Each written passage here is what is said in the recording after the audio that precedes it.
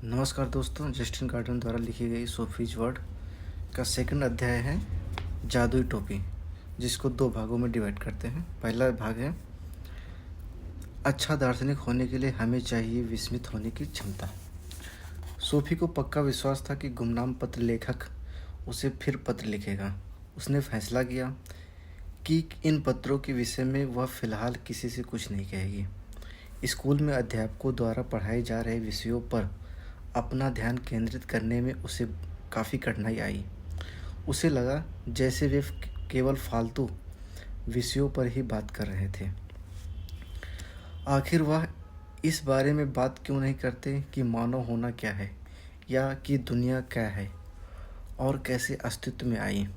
उसने पहली बार यह महसूस करना शुरू किया कि स्कूल में ही नहीं बल्कि सभी अन्य जगहों पर भी लोगों का मन छोटी छोटी हल्की फुल्की चीज़ों की चर्चा करने में ही रमता है। बड़ी बड़ी भारी भारी महत्वपूर्ण समस्याएं भी हैं जिनका समाधान किया जाना आवश्यक है। क्या किसी के पास इन प्रश्नों के उत्तर थे? सोफी ने महसूस किया कि विषम क्रियाओं को याद करने की तुलना में इन पर विचार करना अधिक महत्वपूर्ण था। अंतिम क्लास के बाद जैसे ही घंटी बजी, वह स्कूल से इतनी तेज़ी से बाहर आई कि जोआना को उसके साथ चलने के लिए दौड़ना पड़ा। थोड़ी देर बाद जोआना ने पूछा, आज क्या शाम तुम ताश खेलना पसंद करोगी? सोफ़ी ने अपने कंधे उचका दिए। अब ताश के खेलों में मेरी कोई रुचि नहीं रही है। जोआना को इस पर आश्चर्य हुआ। ठीक है, ताश में रुचि नहीं है तो चलो बैडमिंटन खेलते हैं। सोफी ने फुटपाथ टकटकी लगाकर देखा और ऊपर अपनी सहेली की ओर नज़र उठाई। नहीं, अब मुझे नहीं लगता कि मेरा बैडमिंटन में भी कोई रुचि है। मजाक मत करो। सोफ़ी जोआना की वाड़ी में करवाहट का स्पर्श भाप गई। क्या तुम मुझे बताओगी कि वह क्या है जो अचानक इतना महत्वपूर्ण हो गया है? सोफी ने सिर्फ अपना सर हिलाया। यह एक रहस्य है। कहीं तुम्हें किसी से प्यार तो नहीं हो गया? दोनों लड़कियां थोड़ी देर बिना कुछ कहे साथ साथ चलती रहीं। जब वे फुटबॉल मैदान के पास पहुंची तो जोआना ने कहा, मैं इस मैदान से होकर जाऊंगी। मैदान के पास यह जोआना के लिए सबसे छोटा रास्ता था, किंतु वह इस रास्ते से तभी जाती थी जब किसी मेहमान के लिए उसे जल्दी घर जाना हो या दांत के डॉक्टर के पास उसका अपॉइंटमेंट हो। सोफी को पछतावा हुआ कि उसने जोआना के साथ सही बर्ताव नहीं किया, लेकिन इसके सिवाय वह कह भी क्या सकती थी? यह कि वह अचानक इस खोज में डूब गई थी कि वह स्वयं कौन है और दुनिया कैसे बनी, और इसलिए वह अब उसके पास बैडमिंटन खेलने के समय नहीं था। क्या जोआना यह सब समझ सकती थी? सबसे मार्मिक, सजीव और ज़रूरी और एक अर्थ में सर्वाधिक स्वाभाविक प्रश्नों पर गंभीर होना इतना कठिन क्यों था? मेल बॉक्स खोलते ही समय उसने अपने हृदय को तेज तेज धड़कते पाया। पहले तो उसे बैंक का एक पत्र और अपनी माँ के लिए कई बड़े ब्राउन लिफाफे दिखे।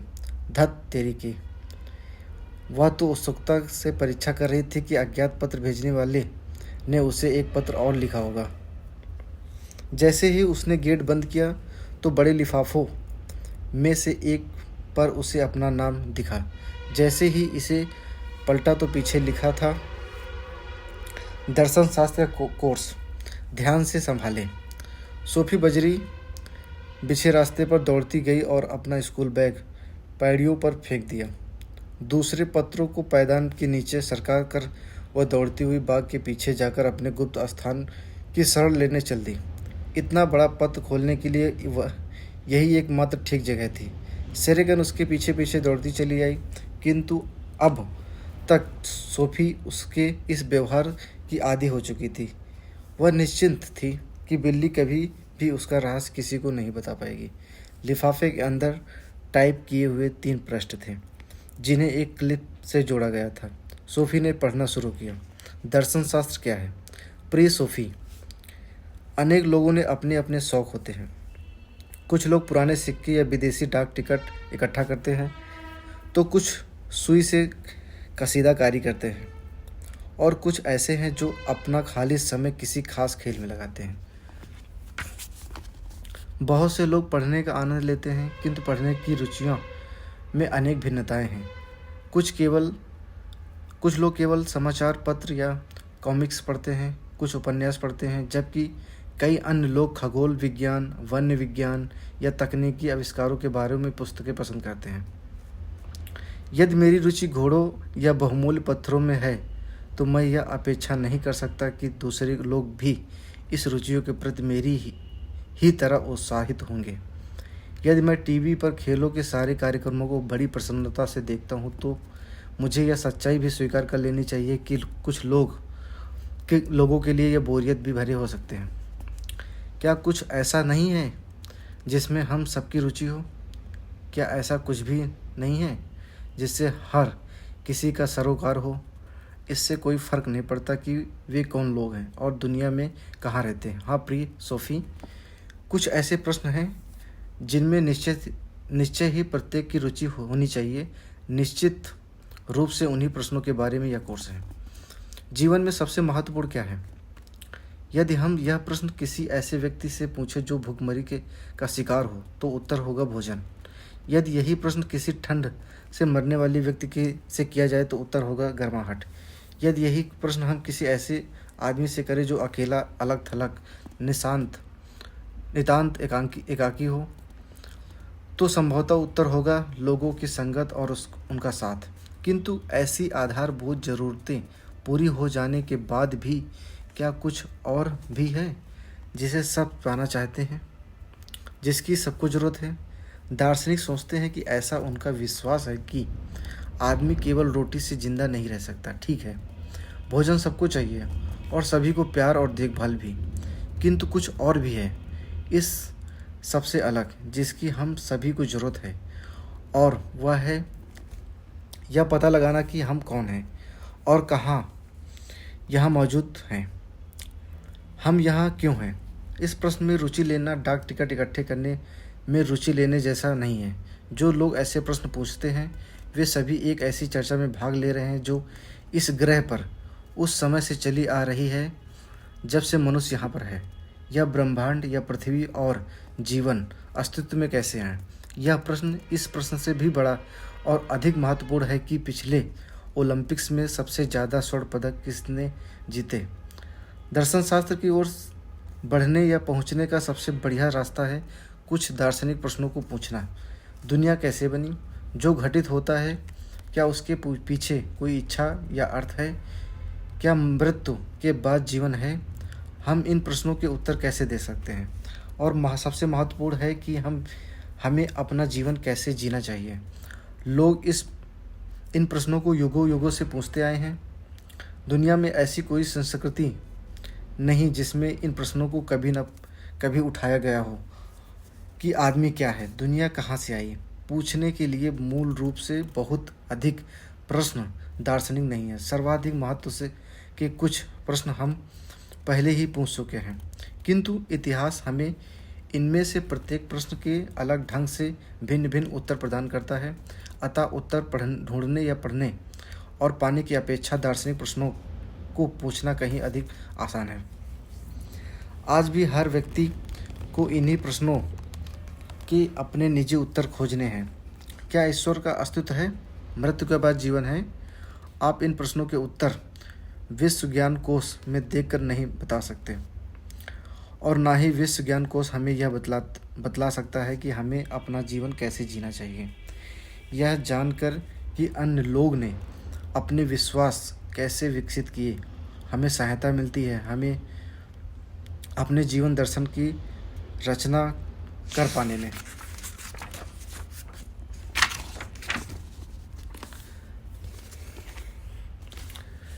दार्शनिक द्वारा सत्य की खोज किसी जासूसी कहानी जैसी है। कुछ लोग सोचते हैं कि एंडरसन हत्यारा था, कई अन्य सोचते हैं कि हत्यारा नील्सन या जेनसन था। पुलिस कभी कभी किसी वास्तविक जुर्म की पहेली को सुलझा लेती है, किंतु यह भी संभव है कि वह कभी इसकी जड़ तक पहुंच ही ना पाए। यद्यपि कहीं न कहीं समाधान मौजूद होता है। इस तरह यद्यपि किसी प्रश्न का उत्तर देना कठिन हो, फिर भी उसका एक और केवल एक सही उत्तर हो सकता है। मृत्यु के बाद या तो किसी प्रकार उत्तर का अस्तित्व है या नहीं है। युगों पुरानी अनेक पहेलियों को विज्ञान ने सुलझा दिया है। एक समय था जब जब चांद का अंधेरा हिस्सा रहस्य में छुपा हुआ था। यह कोई उस तरह की समस्या नहीं थी जिसका समाधान चर्चा से निकाल सके। उसे एक आदमी की कल्पना पर ही छोड़ दिया जाए। किंतु आज हमें सही सही मालूम है कि चांद का अंधेरा हिस्सा कैसा दिखता है, और वह अब कोई भी विश्वास नहीं कर सकता कि चांद में आदमी रहते हैं, या कि चांद कच्चे पनीर का बना हुआ है। 2000 से अधिक वर्ष पूर्व एक यूनानी दार्शनिक हुआ था। उसका विश्वास था कि दर्शन शास्त्र का स्रोत मनुष्य की विस्मय करने की क्षमता में है। मनुष्य ने सोचा कि जीवित रहना ऐसा अद्भुत अनुभव है कि जैसे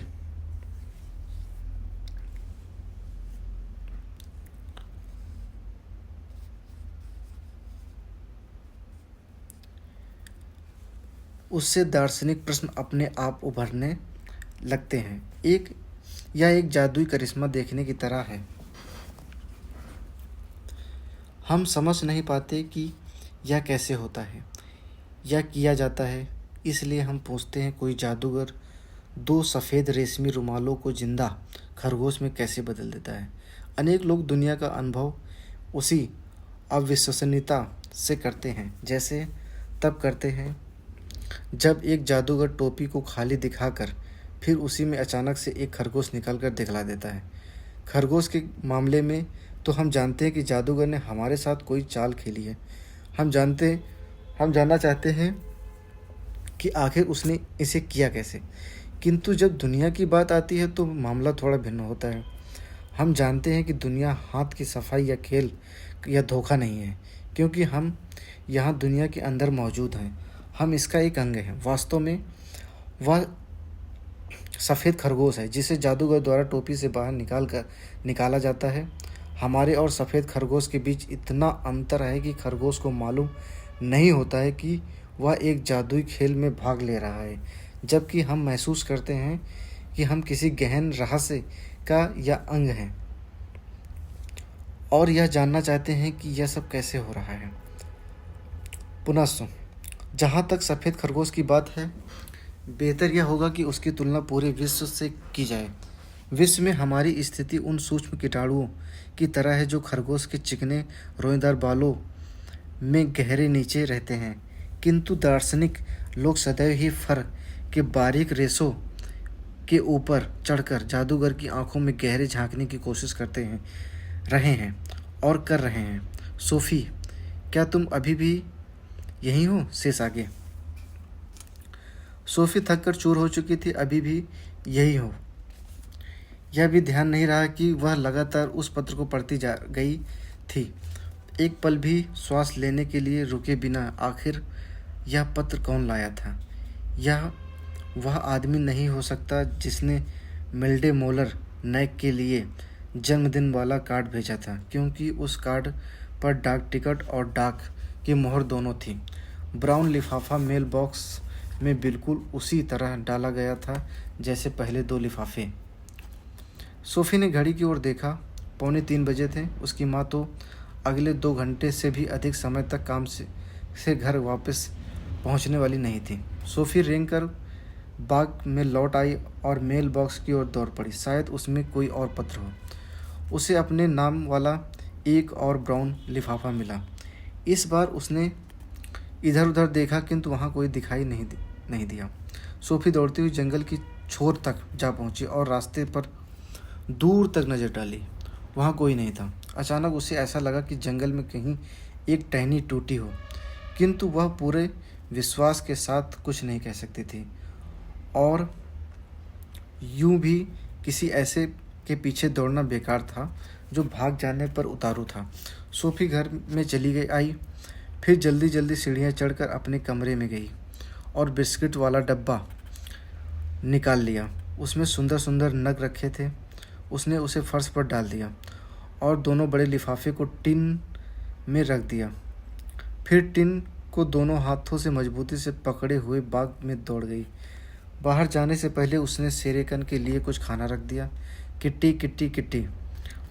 अपने गुप्त स्थान पर एक बार फिर पहुंचकर उसने दूसरा ब्राउन लिफाफा खोला और उसमें से जो टाइप किए हुए नए प्रश्न निकाल लिए और पढ़ने लगी। एक विचित्र प्राणी। Hello again. जैसे कि तुम देख सकती हो, दर्शन शास्त्र का यह छोटा कोर्स आसान किस्तों में आएगा। कुछ और प्रारंभिक टिप्पणियाँ यह हैं। मैंने पहले ही कहा कि अच्छा दार्शनिक होने के लिए जिस एकमात्र चीज़ की ज़रूरत है वह है विस्मित होने की क्षमता। यदि मैंने नहीं कहा तो मैं इसे फिर से कहता हूँ। अच्छा दार्शनिक होने के लिए हमारे पास होनी चाहिए विस्मित होने की क्षमता। शिशुओं में यह क्षमता होती है, इसमें आश्चर्य की कोई बात नहीं है। कुछ महीने गर्भ में रहने के बाद वे रपटते हुए एक बिल्कुल नए यथार्थ जगत में बाहर आ जाते हैं, पर जैसे जैसे वे बड़े होते हैं उनमें विस्मय की यह क्षमता क्षीण होने लगती है। ऐसा क्यों होता है, क्या तुम जानती हो? अगर कोई शिशु पैदा होते ही बातचीत कर सकता तो संभवतः हमें बता सकता कि वह किस अद्भुत दुनिया में आ गया है। उसकी तरह हम भी अपने इर्द गिर्द विस्मय से देखते, जैसे वह धीरे धीरे शब्द प्राप्त करता, बच्चा सिर उठाकर देखता और हर बार कुत्ता देखने पर कहता बाऊ बाऊ। वह अपने वाकर में उछलता कूदता है, अपनी बाहें लहराता है, बाऊ बाऊ बाऊ।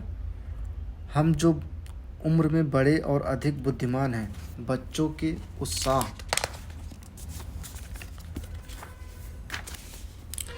से कुछ परेशान हो जाते हैं। ठीक है, यह एक बाऊ बाऊ है, हम कहते हैं। अब कृपया शांत हो जाओ। हम मुग्ध नहीं होते।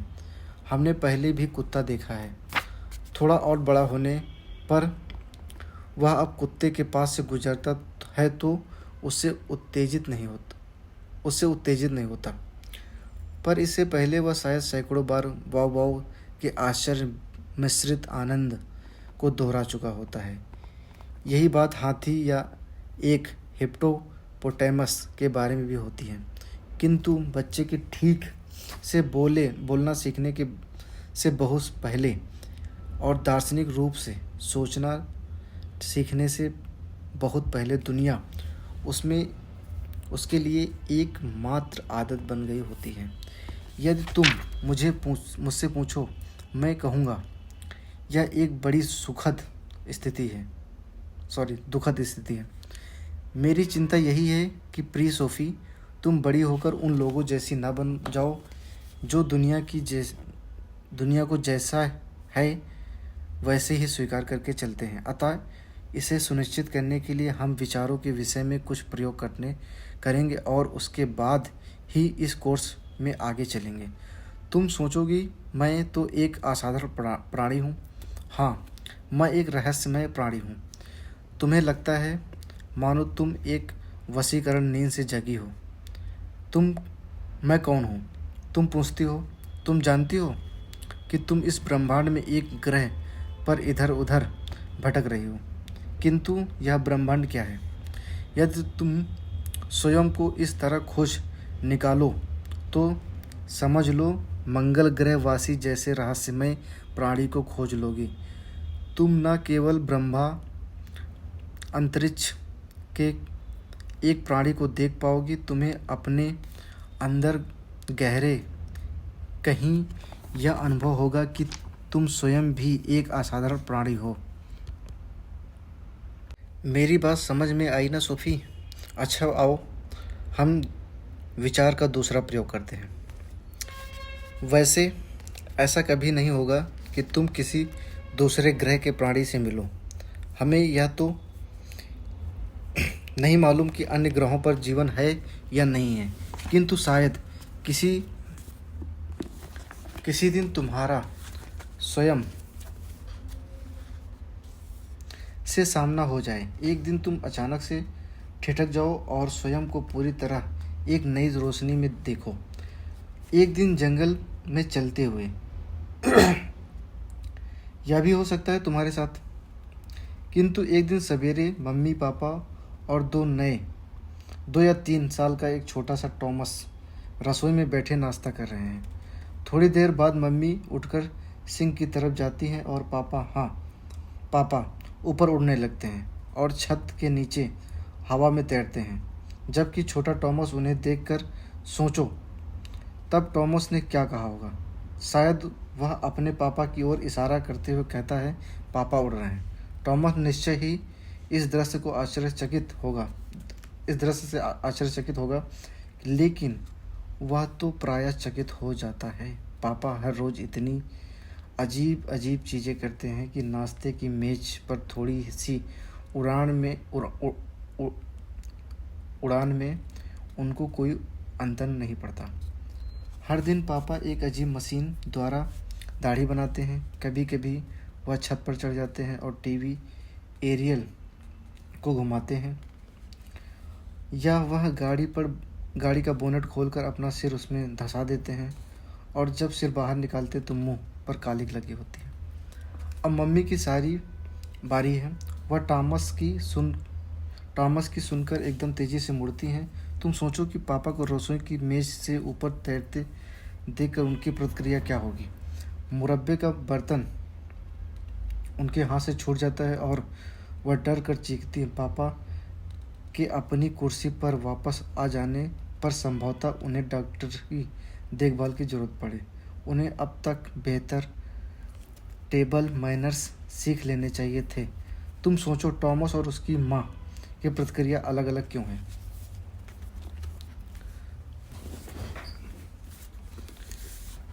जब सबका कुछ संबंध आदत से है, इस सबका संबंध कुछ आदत से है, इस पर ध्यान दो। मम्मी ने यही सीखा कि लोग उड़ नहीं सकते, जबकि टॉमस को अभी यह जानना है। वह अभी यह नहीं जानता कि आप दुनिया में क्या कर सकते हैं और क्या नहीं कर सकते हैं। किंतु सोफ़ी, दुनिया की बात करें, क्या ख्याल है तुम्हारा? क्या दुनिया वह सब कर सकती है जो वह कर रही है? दुनिया भी तो अंतरिक्ष में तैर रही है। दुख की बात तो यह है कि हम जैसे जैसे बड़े होते हैं, न केवल गुरुत्वाकर्षण की शक्ति के ही आदी होते जाते हैं, अपितु बहुत थोड़े समय में ही दुनिया हमारे लिए एक आदत बन जाती है। ऐसा लगता है कि बड़े होने की लालसा में हम दुनिया के प्रति आश्चर्य करने की क्षमता खो देते हैं और ऐसा होने के दौरान हम महत्वपूर्ण मूलभूत केंद्रीय क्षमता खो बैठते हैं। ऐसी क्षमता जिसे दार्शनिक पुनः स्थापित करने का प्रयास करते हैं। कहीं हमारे अंदर कोई ऐसी चीज़ हमें बतलाती रहती है कि जीवन एक बहुत बड़ा रहस्य है। इसका हमने एक समय अनुभव किया था। यह उस समय की बात है जब हमने अभी विचार करना तक नहीं सीखा था। मैं इसे अपने और संक्षेप में कहता हूँ। यद्यपि दार्शनिक प्रश्नों से हमें सभी का सरोकार है, किंतु इससे हम सब दार्शनिक नहीं बन जाते। अनेक कारण से अधिकांश लोग रोज़मर्रा के जीवन में इतना उलझ जाते हैं कि संसार के प्रति उनका विस्मयकारी भाव पृष्ठभूमि में खो जाता है। वे रेंगते हुए खरगोश के मुलायम फर से गहरे अंदर तक उतर जाते हैं, वहाँ आराम से खो जाते हैं और फिर सारा जीवन वहीं बने रहते हैं। जैसे जैसे वे बड़े होते जाते हैं, आश्चर्यचकित होते हैं कि उनकी क्षमता घटती प्रतीत होती है। ऐसा क्यों होता है? क्या तुम इसका कारण जानना चाहती हो? कल्पना करो, तुम एक दिन जंगल में घूमने निकलो। अचानक तुम्हें अपने सामने एक अंतरिक्ष यान दिखाई देता है। एक छोटा सा मंगल ग्रह वासी उस अंतरिक्ष यान से बाहर आता है और तुम्हारे सामने बड़ा हो जाता है। अब वह तुम्हें देख रहा है। उस स्थिति में तुम्हारे मन में क्या विचार आएंगे? कोई बात नहीं, इसे भूल जाओ, यह महत्वपूर्ण नहीं है। किंतु क्या तुमने कभी इस तथ्य पर विचार किया है कि तुम स्वयं एक मंगल ग्रहवासी हो? बच्चों के लिए यह दुनिया और इसकी हर चीज़ नहीं है। कुछ ऐसी जो आश्चर्य को जन्म देती है। वयस्कों के साथ ऐसा नहीं है। अधिकांश वयस्क लोग इस दुनिया को जैसी है वैसी ही स्वीकार करके संतुष्ट हो जाते हैं, लेकिन निसंदेह दार्शनिक इसके उल्लेखनीय अपवाद हैं। दार्शनिक कभी भी दुनिया का बिल्कुल आदी नहीं होता। उसे दुनिया कुछ अनुचित चौंकाने वाली एक पहेली जैसी दिखती है। इस प्रकार दार्शनिकों और बच्चों में एक महत्वपूर्ण समान क्षमता है। तुम चाहो तो यह कह सकती हो कि एक दार्शनिक जीवन भर एक नन्हे बच्चे जैसा जिज्ञासु बना रहता है। सोफी, इसलिए अब तुम्हें स्वयं तय करना है, क्या तुम एक ऐसी बच्ची हो जो अभी तक दुनिया में से उभी नहीं, या तुम एक ऐसी दार्शनिक हो जो प्रण कर चुकी है कि वह कभी ऐसी नहीं बनेगी। यदि तुम अपना सिर झटक दो और अपने आप को बच्ची और दार्शनिक दोनों में से कोई भी न मानो, तो इसका मतलब यह हुआ कि तुम दुनिया की इतनी आदी हो चुकी हो कि अब यह तुम्हें आश्चर्यचकित नहीं करती। सावधान, तुम खतरे में हो, और यही कारण है कि तुम्हें दर्शन शास्त्र का यह कोर्स प्राप्त हो रहा है। दुनिया के किसी भी दूसरे लोगों की तरह मैं तुम्हें कभी भी जिज्ञासाहीन, उदासीन नहीं बनने दूंगा। मैं चाहता हूँ कि तुम्हारा जिज्ञासु मन सदैव सक्रिय रहे। इसकी कोई फीस नहीं लगेगी, इसलिए यदि तुम इसे पूरा नहीं करती तो तुम्हें कोई पैसा वापस भी नहीं मिलेगा। फिर भी किसी भी समय यदि तुम इस कोर्स को छोड़ना चाहो तो तुम ऐसा कर सकते हो। ऐसा करने के लिए तुम स्वतंत्र हो। उस सूरत में मैं तुम्हें मेरे लिए एक संदेश मेल बॉक्स में छोड़ना होगा। एक जीवित मेढक से काम हो जाएगा। कोई हरी चीज़ रहे तो ठीक, नहीं तो डाकिया डर जाएगा। सार रूप से कहूँ, एक जादुई टोपी से एक सफ़ेद खरगोश बाहर निकाला जाता है। चूँकि यह बहुत बड़ा खरगोश है, इसलिए जादू के करतब को दिखाने में अरबों वर्ष लग गए हैं। तभी नश्वर प्राणी खरगोश के बालों के बिल्कुल किनारों पर पैदा होते हैं, जहाँ वे ऐसी स्थिति में होते हैं कि जादू के करतब की असंभावना पर आश्चर्य कर सकते हैं। किंतु जैसे ही उनकी उम्र बढ़ती जाती है, वे फर से अंदर गहरे जाने में लग जाते हैं और अंदर पहुंचकर वे वहीं बने रहते हैं। वे वहां इतने आराम में होते हैं कि धीरे धीरे वापस बाहर आने की जोखिम कभी नहीं उठाते। केवल दार्शनिक ही भाषा और अस्तित्व के बाहरी छोरों की चरम सीमा पर पहुंचने के जोखिम अपने अभियान पर निकालते हैं। उनमें से कुछ रास्ते में गिर पड़ते हैं, किंतु कुछ दुस्साहसपूर्वक इस अभियान में डटे रहते हैं और उन लोगों पर चिल्लाते रहते हैं जो आराम की कोमल की नींद में गहरे पड़े हुए हैं, जिन्होंने स्वयं को जायकेदार भोजन और पेय पदार्थ से ठोस कर लिया है। देवियों और सज्जनों, दार्शनिक चिल्ला कर कहते हैं, हम अंतरिक्ष में तैर रहे हैं, किंतु नीचे रहने वालों में से कोई भी उनकी परवाह नहीं करता।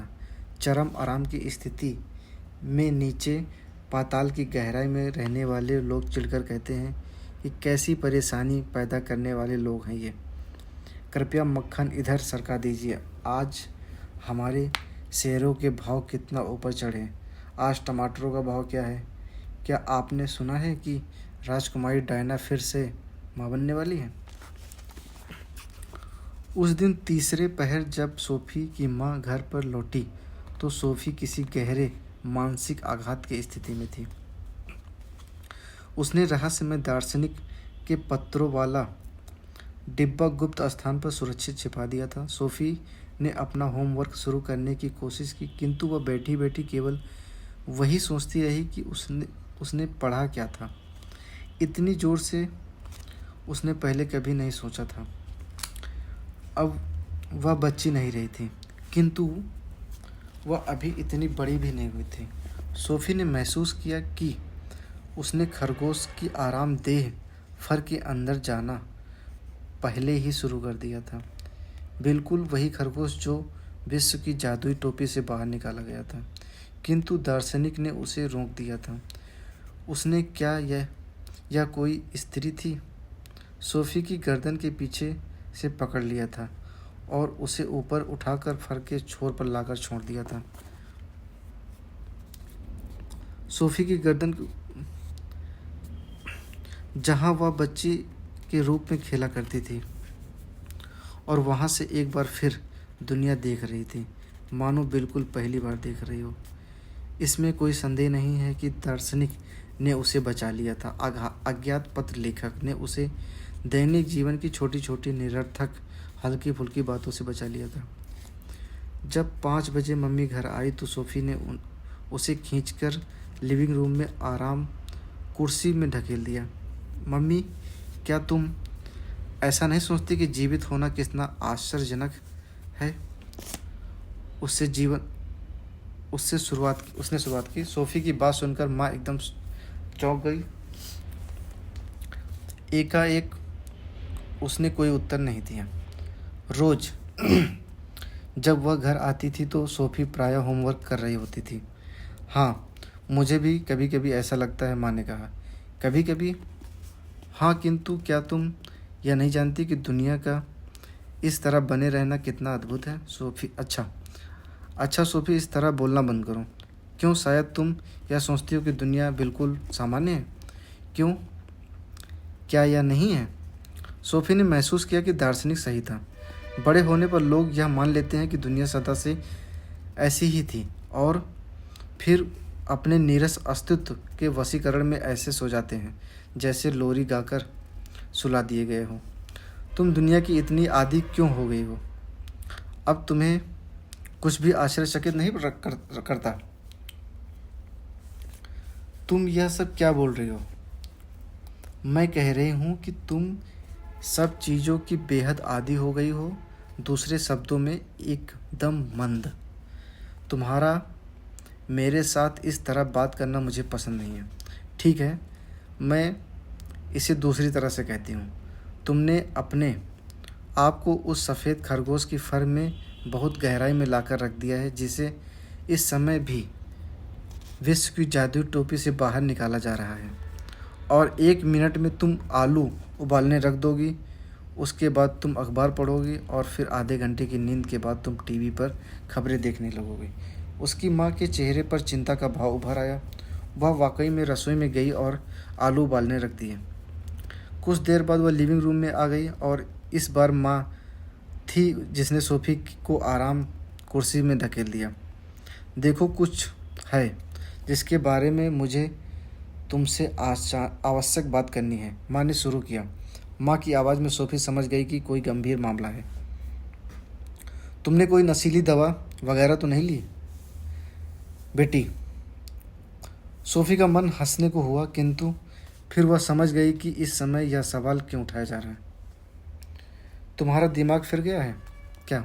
सोफी ने कहा। नशीली दवा तो तुम्हें और भी मंद कर देती है।